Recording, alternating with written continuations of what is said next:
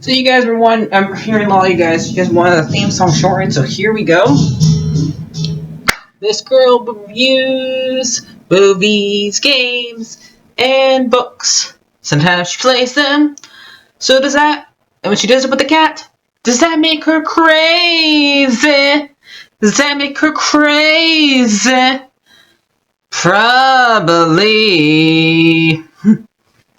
So, it's shorter. There you go.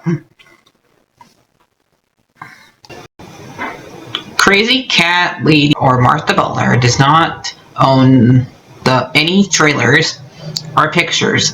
I use them under fair use, educational, for education and entertainment. Hi everyone, Martha here. So, got done with watching the 6th episode of Goosebumps. I guess they're having the last 4 episodes be weekly, because episode 7's not up yet.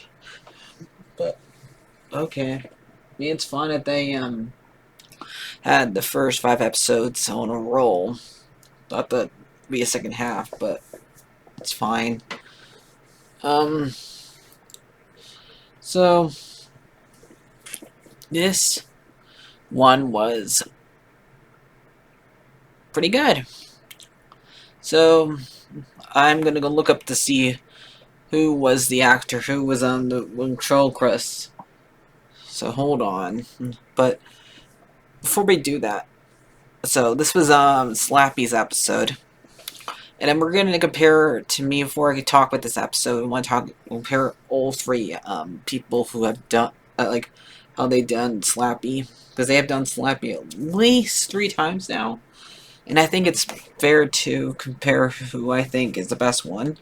So I can see this one is a lot like I'm not sure which book they adapted here in this run, because I've not read any of the Slappy books. Because when I remember, it was when the original Goosebumps show came out, Slappy is one that gave me nightmares. I don't know. And now I'm older, I kind of like him and hate him at the same time. Especially since how good job Jack Black did, it kind of made me like him. But I don't know. Jack Black did it just as a comedian, evilish way. Because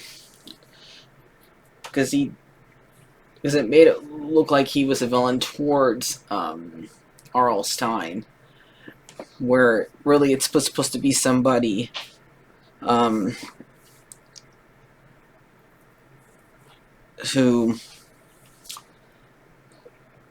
finds the puppet and has control and is having and says some evil words, and then it takes chaos off everybody, and sometimes it usually causes the person who finds him bad things. So like it did with this guy, the first guy who caused him, that he realized what Slappy wanted in the end. That Slappy wanted, I guess, to be human, seems like, in this newer one. And in the older one, he wanted to have control over kids. And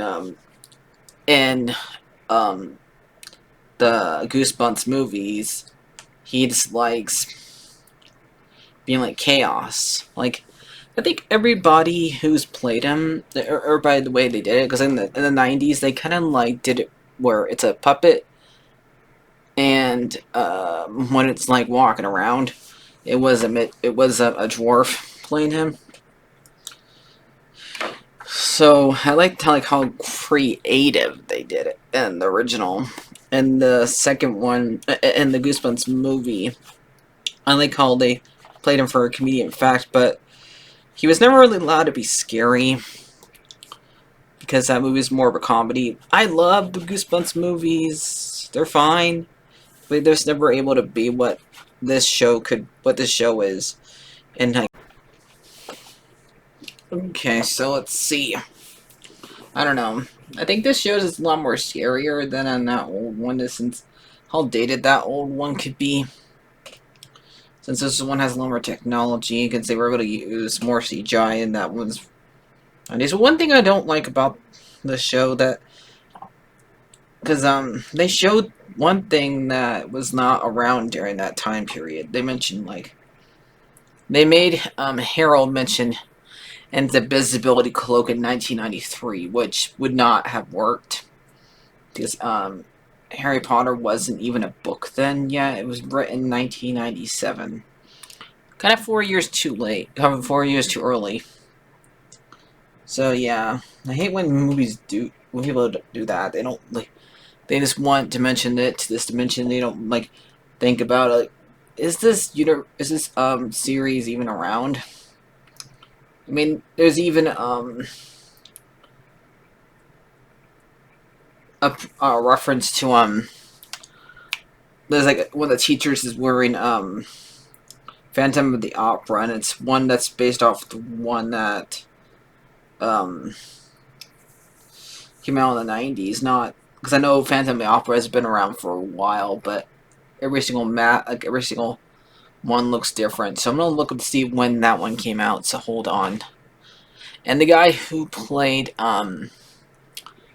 the actor who was the control Chris in this in this show was called James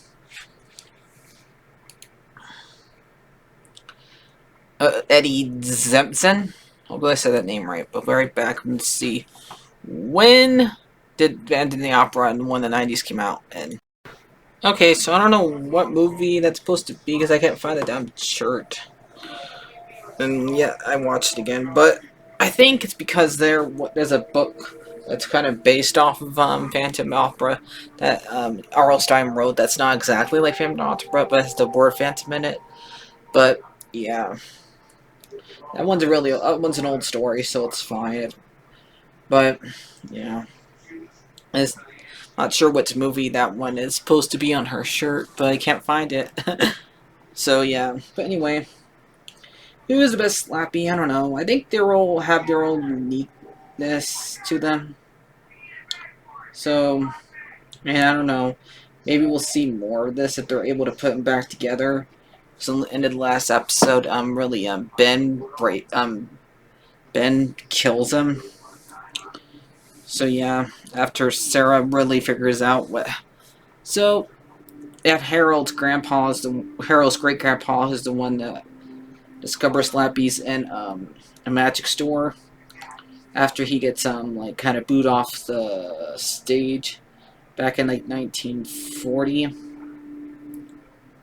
because we see 1950 and 1960 during it.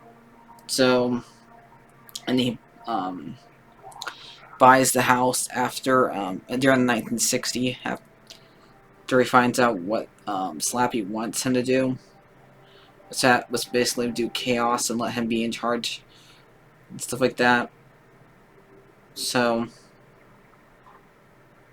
And so after he turns in his manager into a puppet, and the same exact thing that Harold does to his parents, which is something that Slappy did, but it's this weird because he did it I think in apps and because he shows him in 3 of the shows, and he has 4 books, but they never made the first. Never made one of the books into a book, into an episode, and the older ones. He only shows up